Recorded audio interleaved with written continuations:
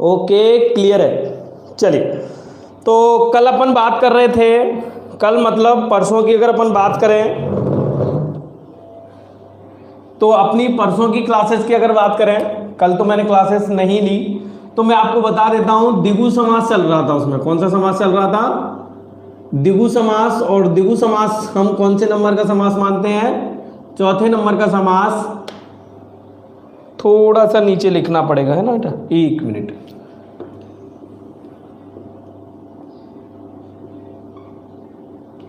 द्विगु समास, और द्विगु समास में मैंने आप लोगों को बेटा समझा दिया था। क्या समझाया था? कि यह कर्मधारय समास का ही एक उपभेद है, और उपभेद होने के अलावा इसमें भी कौन सा पद प्रधान होता है? उत्तर पद प्रधान होता है। और इसमें भी क्या होता है? विशेषण विशेष्य होते हैं। विशेषण विशेष्य में आप लोगों को समझा चुका हूं। विशेषण विशेष्य क्या होते हैं? विशेषण होता है जिसकी विशेषता, जो शब्द किसी संज्ञा या सर्वनाम की विशेषता बताए उन्हें विशेषण कहते हैं, और जिन संज्ञा या सर्वनाम की बताई जाती है उन्हें विशेष्य कहा जाता है। क्लियर है? इसके अलावा भी अगर अपन देखेंगे तो मैंने बताया था कि इसमें विशेषण विशेष्य तो होते हैं, लेकिन इसमें कौन सा विशेषण प्रयोग होता है? संख्यावाचक विशेषण। कौन सा विशेषण आता है? संख्यावाचक विशेषण आता है। कोई बात नहीं धीरज बेटा, है ना। यहां तक अपन कर चुके, और इसके मैंने दो भेद आपको बताए थे। दो भेदों में पहला वाला था समाहार द्विगु समास,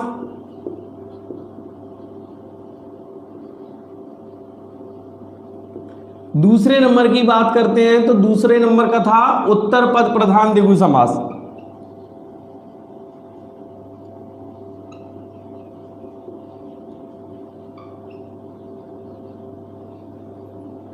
फिर से रिपीट करता हूं, पहला वाला कौन सा था? समाहार द्विगु समास। दूसरे नंबर का था उत्तर पद प्रधान द्विगु समास। समाहार का मतलब होता है समूह। समाहार का मतलब क्या होता है? समूह होता है। यानी कि जिस द्विगु समास को विग्रह करें तो विग्रह करने पर समूह का बोध हो, उसे समाहार द्विगु कहते हैं। जैसे मैंने कई बार आपको बताया, फिर बता देता हूं, जैसे पंचवटी, 5 वट माने बरगद भी होता है और वृक्ष भी होता है।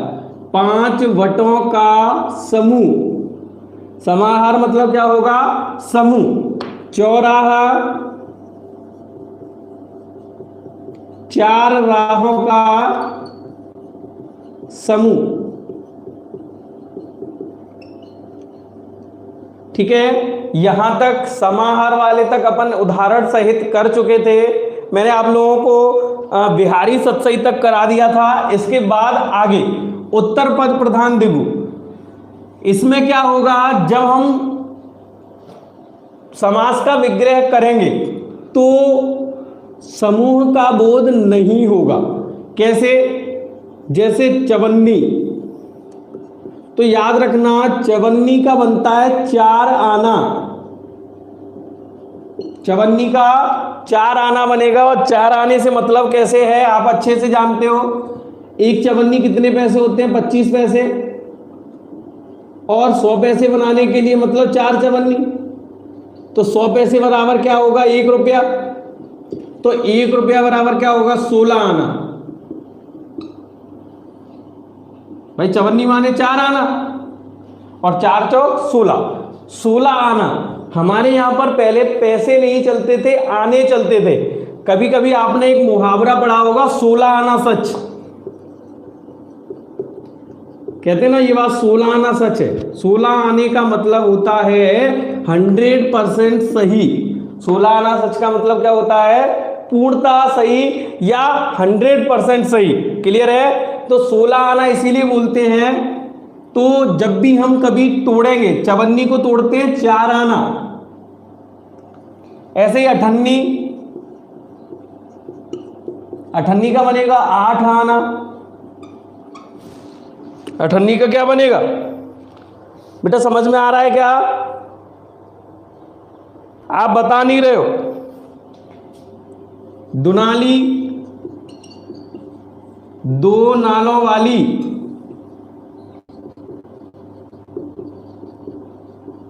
एक होता है दोपहर। दोपहर का क्या बनाएंगे, जल्दी बताओ, जल्दी तोड़ के बताओ बेटा, दोपहर का क्या बनेगा?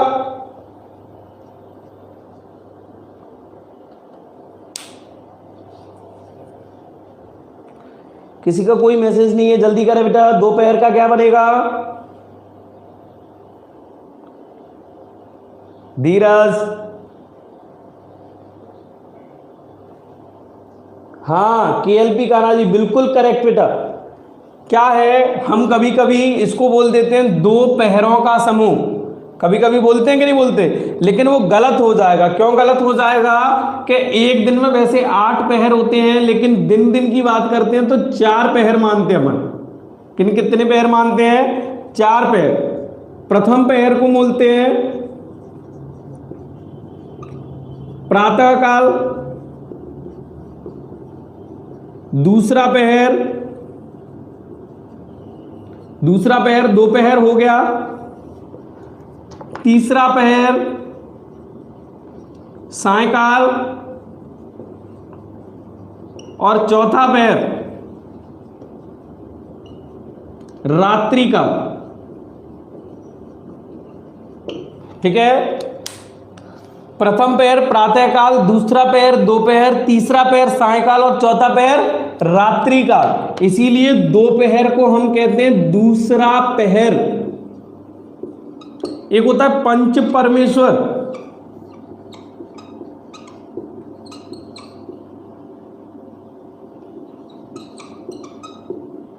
बताएं पंच परमेश्वर, इसको क्या तोड़ेंगे बेटा? रानी बिटिया बोर्ड क्लियर दिख रहा होगा, बाकी बेटा बताएं कोई और, क्या बोर्ड पे किसी को कोई परेशानी आ रही है?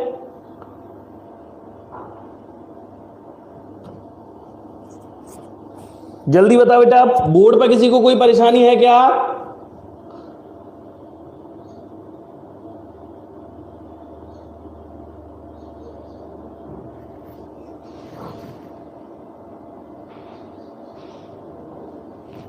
नहीं है, किसी को कोई परेशानी नहीं है ना? देखो, पंच परमेश्वर का बनेगा पांचवा परमेश्वर, पांचवा परमेश्वर। क्यों बनेगा? देखो, 3 बोलते हैं ब्रह्मा समझने के लिए, विष्णु, महेश, और चौथे नंबर पे आता है राजा, और 5वें पे पंच, इसको भी परमेश्वर है ना, इसको भी परमेश्वर, इसको भी परमेश्वर, और इसे भी परमेश्वर। गुणसंधि से परमेश्वर बनता है कि नहीं बनता? यहां देखेंगे पहला, दूसरा, तीसरा, चौथा, ये कौन सा परमेश्वर है? पांचवा। कौन सा है? पांचवा। इसीलिए पंच परमेश्वर को पांचवा परमेश्वर कहते हैं। आपने देखा होगा बहुत सारे लोग इकट्ठे होते हैं। हाँ बेटा, कभी कभी ब्लर हो जाता होगा, ये मानता हूं मैं, है ना? उससे कोई ज्यादा दिक्कत आ रही हो तो आप मुझे बता दीजिए। केएलपी जी, कभी दिक्कत आ रही है क्या? बोर्ड पे ऐसे नहीं दिख रहा हो, या मेरी आवाज में कोई परेशानी आ रही हो, पढ़ने में दिक्कत आ रही हो?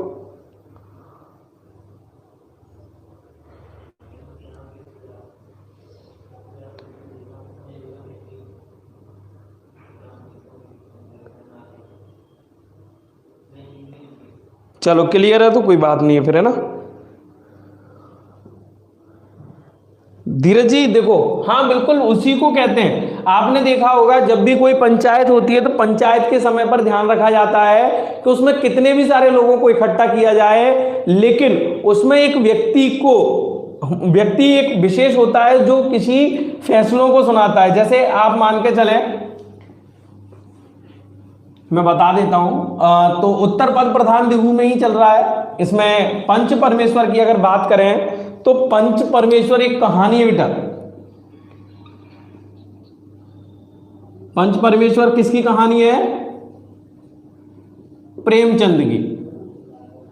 आप में से सभी ने पढ़ी हो। और प्रेमचंद की इस कहानी में आपने देखा होगा अलगू चौधरी है, जुम्मन शेख है और खाला जान है। तब वहां पर एक दूसरे की मित्रता में क्या होता है कि जब भी कोई विवाद आता है, जब मौसी के खिलाफ आता है तो अलगू चौधरी बनता है ना। और जब अलगू चौधरी पर कोई परेशानी आती है तो जुम्मन शेख सरपंच का काम करता है। लेकिन दोनों ही जब फैसले या निर्णय लेने वाले होते हैं तो वो गलत निर्णय नहीं लेते, और अंत में वो एक ही बात कहते हैं कि गलत निर्णय इसीलिए नहीं लेते क्योंकि जो पंच होता है उसमें ईश्वर का वास होता है, इसीलिए उसे पंच परमेश्वर कहा जाता है। इसलिए याद रखना, पंच परमेश्वर को पांचवा परम ईश्वर कहा जाता है, इसलिए पंच परमेश्वर। आपको पता हो प्रेमचंद की पहली कहानी है,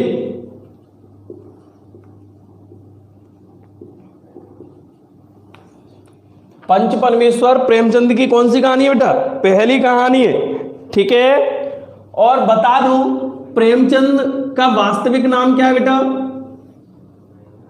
यहां थोड़ा सा समझ लेते हैं क्योंकि कभी कभी प्रेमचंद से संबंधित प्रश्न एग्जाम में जरूर आता है। जल्दी बताइए, प्रेमचंद का वास्तविक नाम? मोनिका और मेघा जल्दी बताओ बेटा।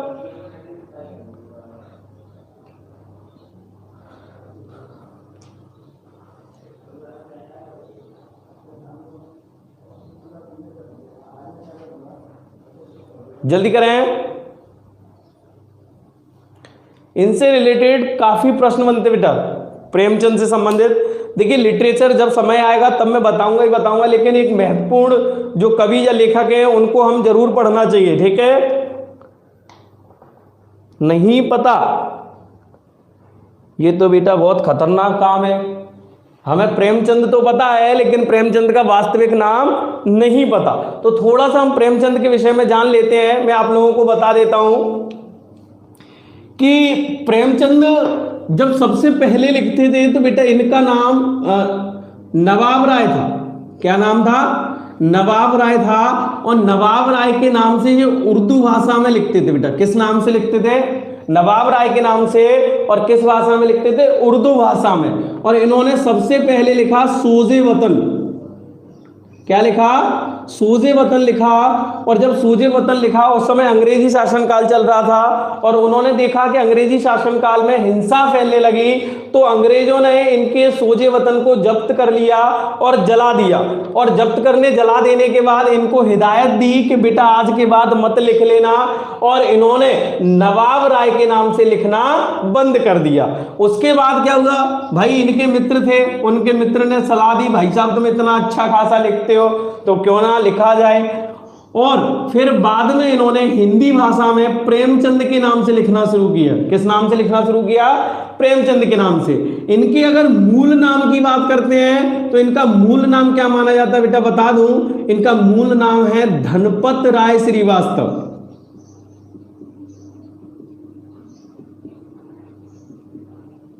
समझ लें, मूल नाम बेटा इनका धनपत राय श्रीवास्तव है। और इनके विषय में एक और बता दूं कि इनके नाम से पहले मुंशी शब्द का प्रयोग होता है बेटा, लेकिन ना ये मुंशी है ना मुंशी के पद पर थे, ना इनके परिवार में कोई मुंशी था। असल में ये एक समाचार पत्र के संपादक के रूप में काम करते थे। इनके एक मित्र का नाम था कन्हैयालाल मणिकलाल मुंशी।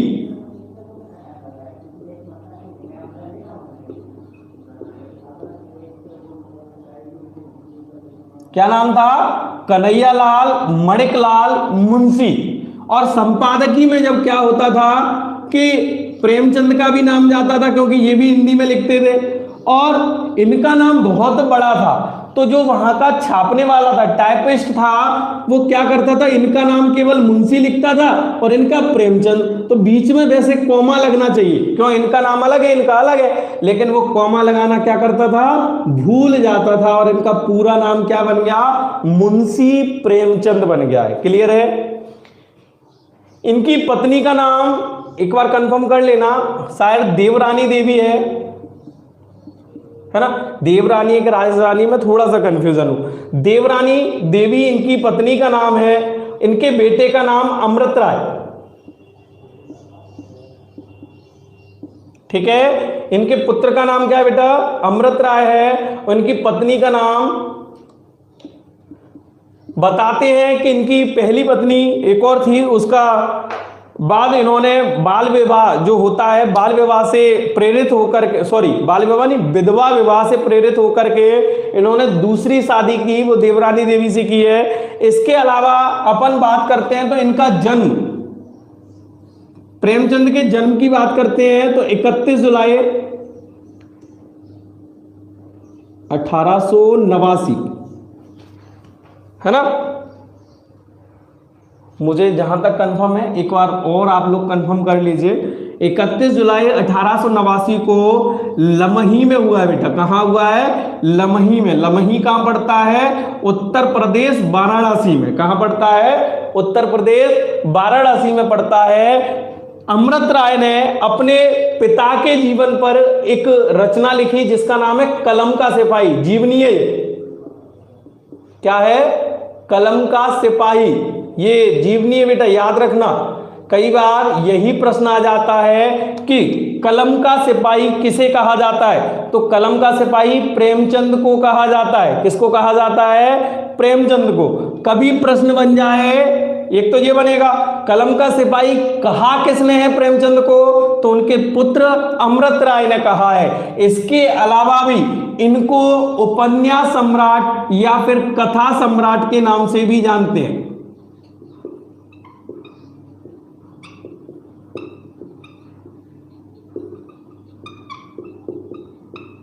ठीक है। इनकी पत्नी ने प्रेमचंद के जीवन पर एक संस्मरण लिखा है। क्या है संस्मरण का नाम? प्रेमचंद घर पर।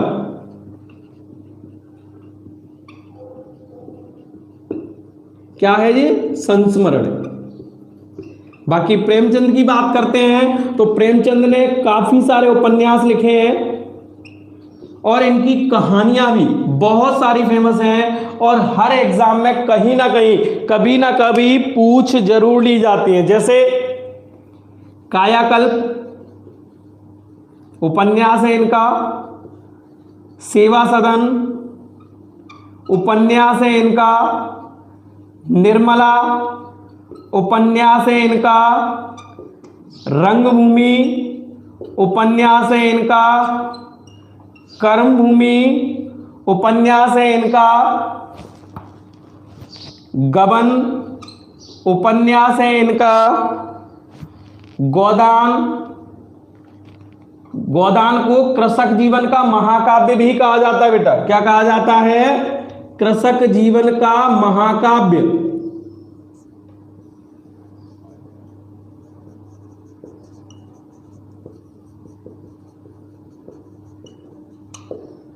ठीक है। गोदान के अलावा वैसे और भी हैं, अपन को इतना नहीं पढ़ना है। मंगलसूत्र और भी हैं इनके। मंगलसूत्र, मंगलसूत्र को बात करेंगे बेटा अंतिम और अधूरा। ये एसआई में इंटरव्यू में भी पूछा जा चुका है। प्रेमचंद का अंतिम और अधूरा उपन्यास कौन सा है? तो मैं आपको रिपीट कर देता हूं। अंतिम और अधूरा उपन्यास मंगलसूत्र है और इसे पूरा करने का जो श्रेय जाता है वो किसको जाता है? अमृत राय को। इसको पूरा किसने किया है बेटा? अमृत राय को, है ना। तब तक आप लोग देख लीजिए इसमें कोई प्रॉब्लम है क्या? 1 मिनट, है ना, होल्ड करें। आप लोग देखिए इसमें कोई प्रॉब्लम है क्या जिससे मैं बताऊं? चार्जर चाहिए, चार्जर, लैपटॉप चार्जर।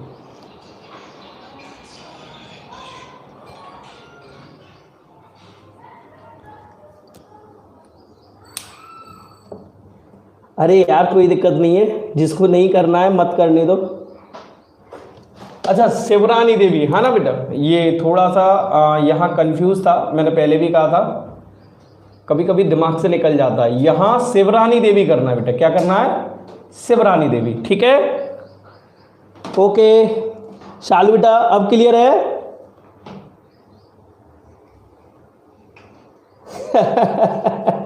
हाँ, मुंशी प्रेमचंद 2 आदमी है, क्योंकि मुंशी तो कन्हैयालाल मणिकलाल मुंशी थे, प्रेमचंद अलग आदमी है।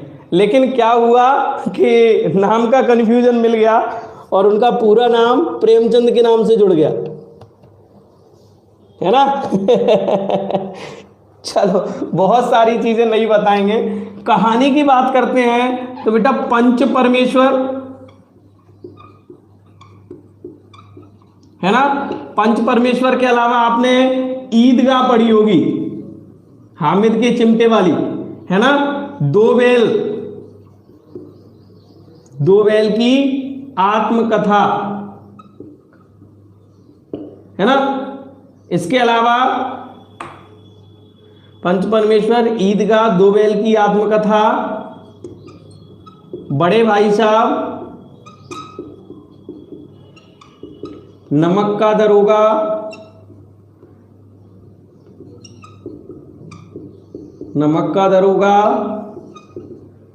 शतरंज के खिलाड़ी।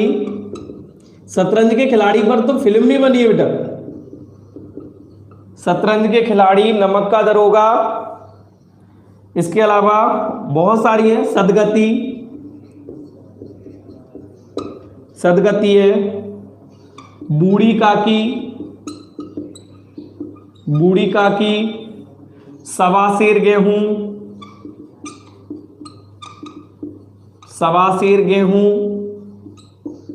है ना। पूष की रात,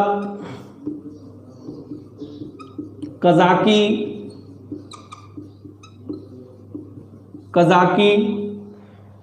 बड़े भाई साहब, नमक का दरोगा, दो बैल की आत्मकथा, मंत्र, भूत,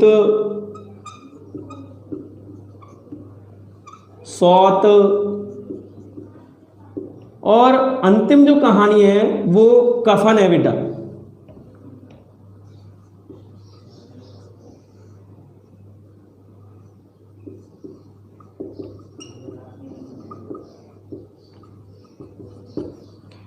और इसको प्रथम मौलिक कहानी हिंदी की नहीं, ध्यान रखना, प्रेमचंद की है, ठीक है।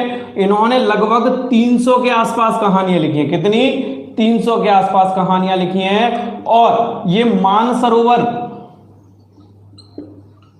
मानसरोवर भाग 1 से लेकर के मानसरोवर भाग 7 या 8 तक प्रकाशित होती है।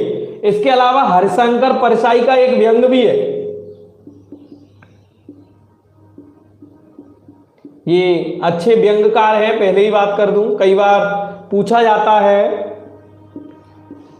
कि इसमें से हरिशंकर परसाई को माना जाता है तो एक अच्छे व्यंग्यकार के रूप में माना जाता है। और इन्होंने प्रेमचंद के जीवन पर एक व्यंग लिखा है जिसका नाम है प्रेमचंद के फटे जूते।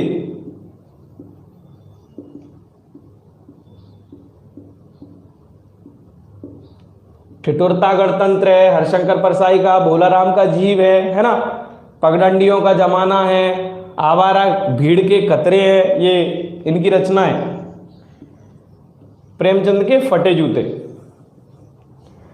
भाई इसमें कुछ किसी को कुछ पूछना हो तो पूछो बेटा, आप लोग पूछ ही नहीं रहे हो आज कुछ, है? पूछिए महाराज, पूछिए। एक सेकंड, चलिए कुछ पूछना है क्या? अरे ये तो बता दो भाई, क्लियर है कि नहीं है? हाँ धीरज, बिल्कुल करेक्ट, सही प्रश्न पे आए हो कि इनमें से प्रश्न बनेगा कैसे। चलो ये भी बता देते हैं, तब तक और देख लें किसी को कोई दिक्कत है क्या? क्लियर है भाई? आज बड़े कम से लोग दिख रहे हैं, क्या बात है? मजा नहीं आ रहा? बोल रहे होंगे सर पढ़ाने वाले समाज थे, ये बीच में से कहां से आ गया? तो मैं आपको बता दूं बेटा, यूपीएसआई में इससे रिलेटेड प्रश्न बनता है। और आपका याद रखना है, जेल प्रहरी में भी प्रश्न बनेगा, गारंटेड है।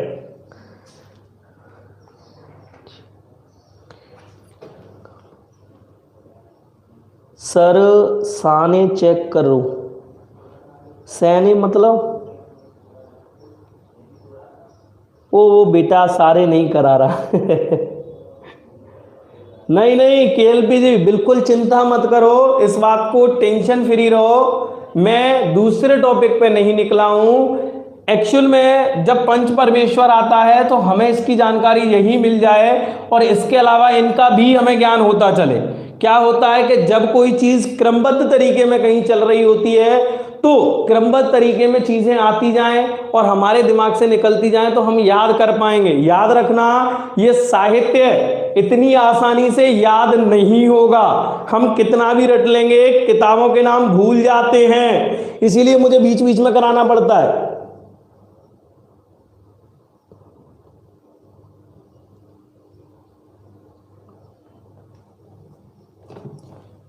बेटा अमृत राय ही है ना, अमरकांत अमृत राय है मेरे हिसाब से। तो इनके बेटे का नाम अमृत राय। कुछ गलत आ रहा है क्या?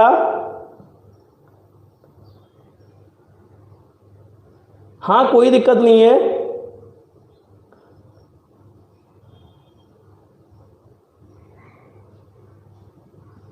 दोनों में कंफ्यूजन, एक मिनट बेटा, है ना, रुको रुको, अगर कहीं डाउट है तो मैं उसको क्लियर कर लेता हूँ। एक मिनट थोड़ा सा वेट करेंगे आप लोग।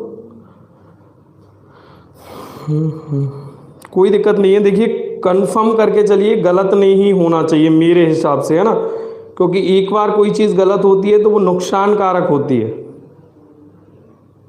ठीक है कि नहीं?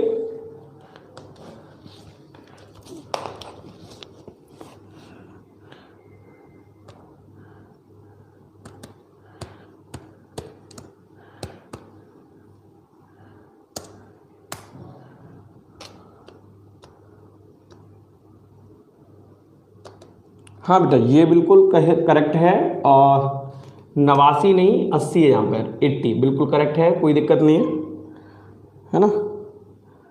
और एक सेकंड, कोई दिक्कत नहीं है, क्लियर करके चलें, ज़्यादा बेहतर होता है, क्योंकि गलत चीज़ से बेहतर है कि उसको सही से पढ़ा जाए, है ना।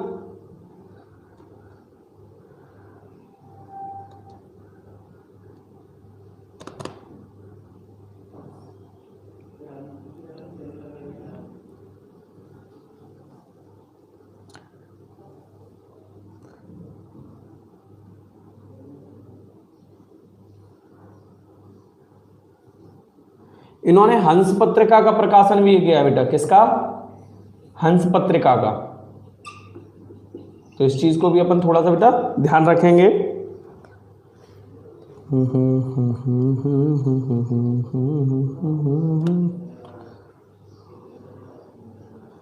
लम्ही सही है।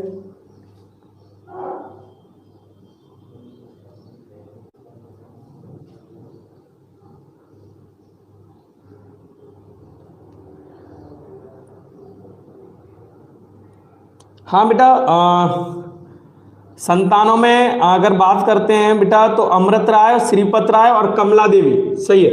3 बेटियां संतान है इनकी। एक का नाम श्रीपत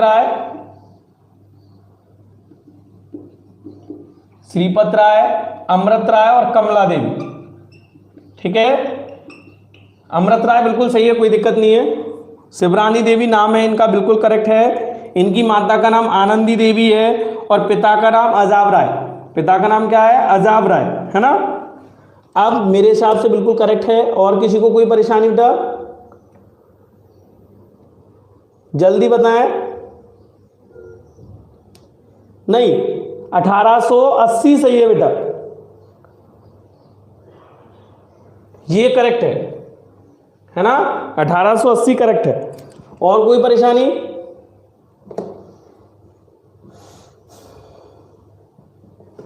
चलिए यहां तक इतना काफी है।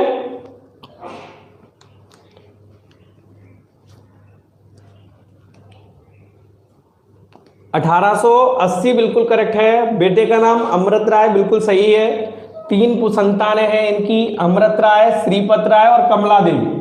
ठीक है, अमृत राय ने बाद में जाकर के रचनाएं लिखी हैं, श्रीपत राय ने नहीं लिखी हैं, इसलिए साहित्य में अमृत राय प्रसिद्ध है। इसके अलावा अगर देखेंगे तो इनकी माता का नाम आनंदी देवी है और पिता का नाम अजाब राय, है ना। चलिए सर बात तो बताओ। इन बेटा किसी भी बुक की जरूरत क्यों ढूंढ रहे हो? प्रेमचंद की विकिपीडिया पर देख लो, है ना, विकिपीडिया पर सब मिल जाएगा। चलिए अब देखते हैं आगे। अगला समास है बेटा द्विगु समास हो चुका है। हमेशा याद रखना द्विगु समास में कोई भी पद पहला वाला होगा तो संख्या होगी, और पहले पद के अलावा बाद वाला पद संख्यावाची ना होते हुए सामान्य होगा। ठीक है, देखिए द्वंद्व में पहले ही बता चुका हूं।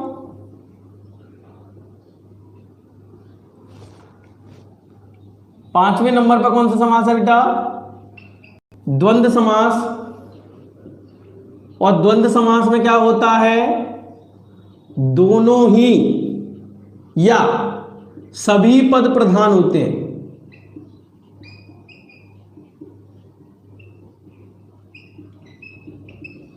दोनों ही या फिर सभी पद प्रधान होते हैं।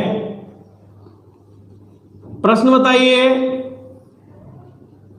द्वंद्व समास के कितने भेद हैं?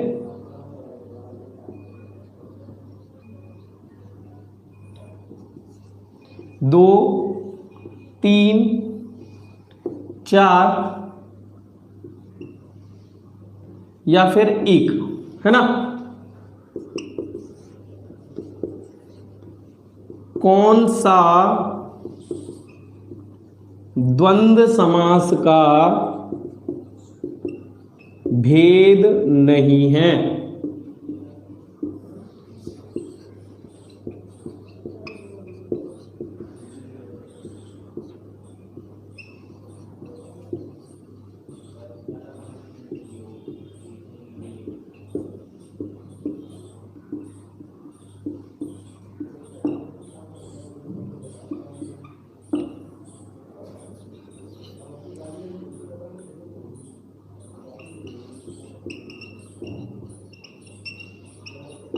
जल्दी बताएं बेटा। सर समास में कुछ शब्द कठिन होते हैं क्योंकि हम हिंदी ज़्यादा नहीं समझते हैं। आप सर जी या तो कोई समास को पहचानने की कोई ट्रिक बताओ या अलग से पीडीएफ के जरिए ज़्यादा से ज़्यादा एग्जाम्पल कराओ। ठीक है बेटा प्रशांत जी, आपको ज़्यादा से ज़्यादा एग्जाम्पल करा दिए जाएंगे। ठीक है, ठीक है प्रशांत जी।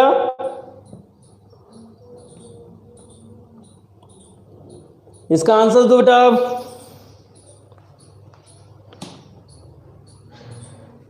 पहले वाले का आंसर ज्यादातर बेटा तीन भेद बता रहे हो कि ऑप्शन तीन है? ये ऑप्शन बता रहे हो, कौन सा वाला लगा रहा हूं, इसे मानूं या इसे मानूं?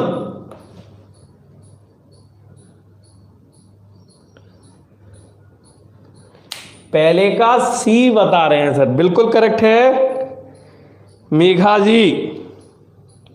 तो मैं आपको बता देता हूं, पहले का जो आंसर है वो सी नहीं है, इसका करेक्ट आंसर है ये। तीन भेद होते हैं बेटा। कितने भेद होते हैं? तीन भेद होते हैं।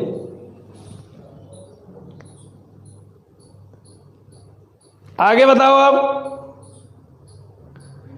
कौन कौन सा, इसमें से कौन सा द्वंद्व समास का भेद नहीं है?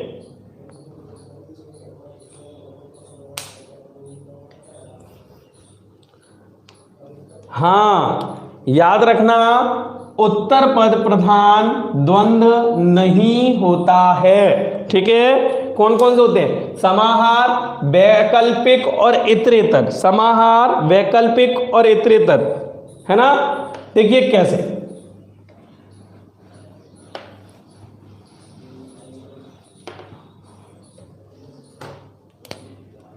पहला होता है इतरेतर द्वंद्व समास।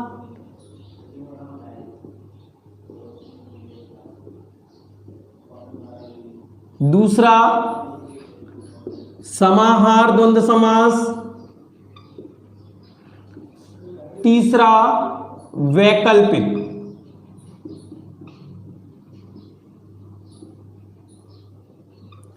तीनों में अंतर क्या है बेटा? देखो आपको तो ज्यादा इतना डीप नहीं पूछेगा, कि इसके भेद कितने होते हैं कितने नहीं होते हैं। आपसे साधारण सा प्रश्न करेगा कि भाई द्वंद्व का उदाहरण बताना है, और जिसमें सामान्यतः दो पद मिल जाएं। दो पद से मतलब होता है दोनों ही पद अलग अलग हों और दोनों के ही एक दूसरे पर डिपेंड ना होते हुए अलग अलग स्वतंत्र हों, वहां पर वहां पर द्वंद्व समास होता है। इतरेतर में भी यही होता है। तो वो काय से टूटेंगे? और से टूटेंगे। काय से? और समुच्चय बोधक अव्यय से। जैसे राम श्याम, तो क्या तोड़ देंगे?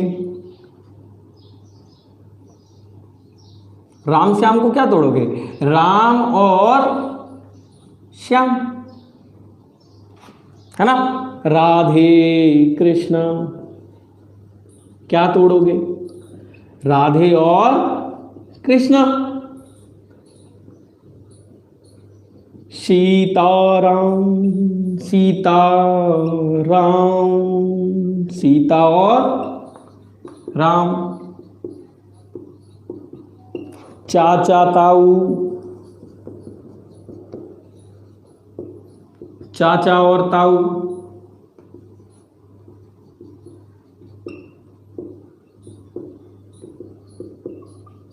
सुख दुख, है ना। नहीं, सुख दुख नहीं आएगा इसमें। भाई बहन,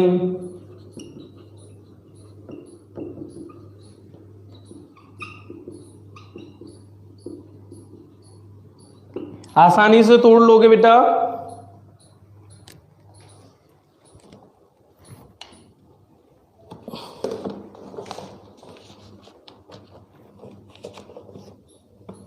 ठीक है।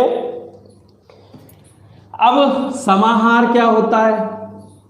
तो ये क्या होता है कि शब्द तो पद तो साधारण होंगे, लेकिन जब इनका समूह बनाते हैं तो ये एक व्यापक अर्थ के लिए समाहित कर लेते हैं अपने अंदर। जैसे आपने कई बार सुना होगा दाल रोटी, है ना भाई। तोड़ेंगे तो ऐसे ही दाल और रोटी, क्या नहीं तोड़ेंगे? तो आपने क्या ध्यान रखा कि जैसे ही इसको सामासिक पद बनाया दाल रोटी, तो यहां दाल और रोटी एक साधारण अर्थ में है, लेकिन विशेष अर्थ क्या रख लिया? किसी से पूछते हैं क्यों भाई दाल रोटी कैसी चल रही है, तो कहते हैं हाँ सर दाल रोटी बहुत बढ़िया चल रही है। दाल रोटी का मतलब होता है जीविका, हमारा जीवन यापन कैसा चल रहा है। दाल रोटी से मतलब क्या होता है? जीवन यापन कैसा चल रहा है। कहते हैं कि नहीं कहते?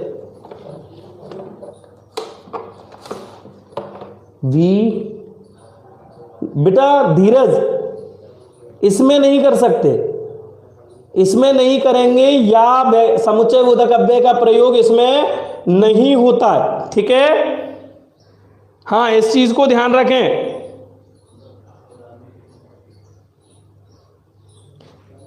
आपने सुना होगा आहार निद्रा,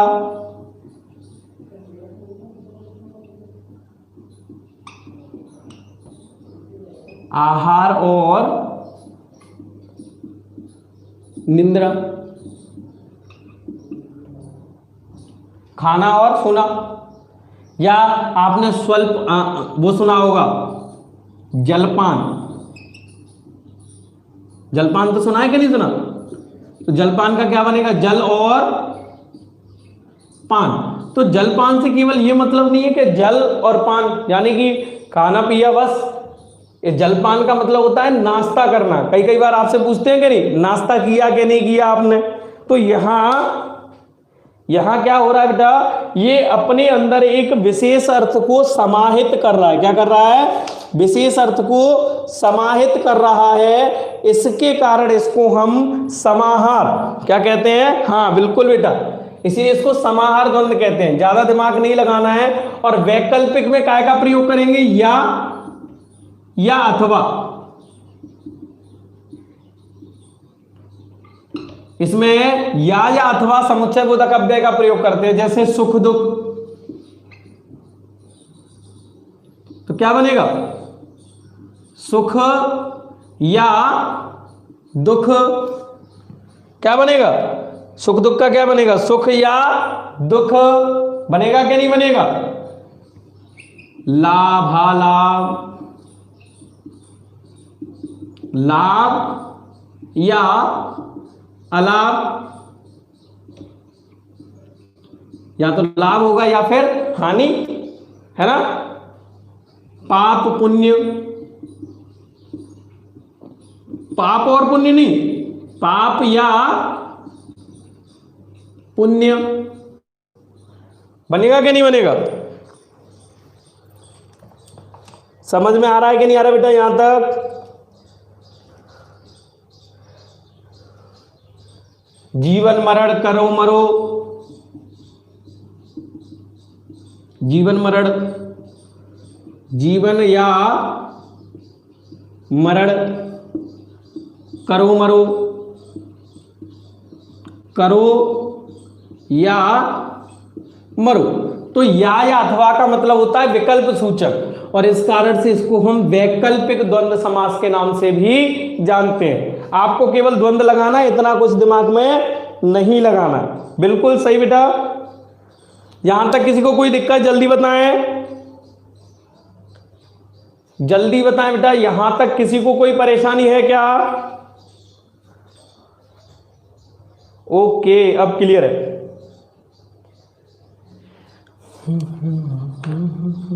बेटा थोड़ा सा इंतजार किया करो, ऐसी कोई चीज नहीं है जो मैं छोड़ जाऊं, ठीक है? हाँ चलिए, ये कंप्लीट हुआ। और इसके बाद जो समास है वो बहुब्रीहि समास है। देखिए, चाहूं तो मैं बेटा आज खत्म करा सकता हूं, समाप्त कराने में कोई दिक्कत नहीं है ना। लेकिन आपकी 10 बजे से अगली क्लासेस है,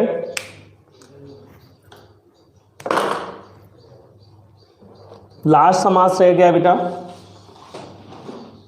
ठीक है?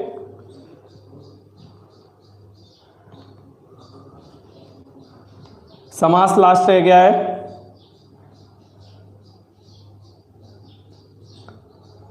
ठीक है बेटा, रिपीट कर दूंगा। और बताओ, देखो, जिसमें केवल और का प्रयोग हो उसे समुच्चय बोधक अव्यय कहते हैं। कौन सा?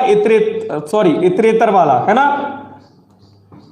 माता पिता है, चाचा ताऊ है, राधे कृष्णा है, चाचा भतीजा है, चाचा बाप बेटा है ना, बेटी माता है, कुछ भी आ सकता है, उसमें कोई दिक्कत नहीं है। सुख दुख आ जाए, है ना। वैसे सुख दुख इसमें चला जाता है, या में वैसे सारे द्वंद्व में है। 25 आ जाए तो 20 और 5 25 आ जाए, 65 आ जाए, 60 और 5 65 आ जाए, ये भी काय में चले जाएंगे? द्वंद्व में, ठीक है। चलिए, आज की क्लास अपन यहीं तक रखेंगे बेटा, और इसकी बाद आपको जीएस की लिंक मिल जाएगी, थोड़ा सा सब्र जरूर करें, ठीक है। बाकी बहुब्रीहि समास रह गया है, बहुब्रीहि समास अपन कल खत्म करते हैं। बाकी किसी को कोई दिक्कत हो तो बता दीजिए। थैंक यू, बहुत बहुत धन्यवाद आप सभी का जुड़ने के लिए।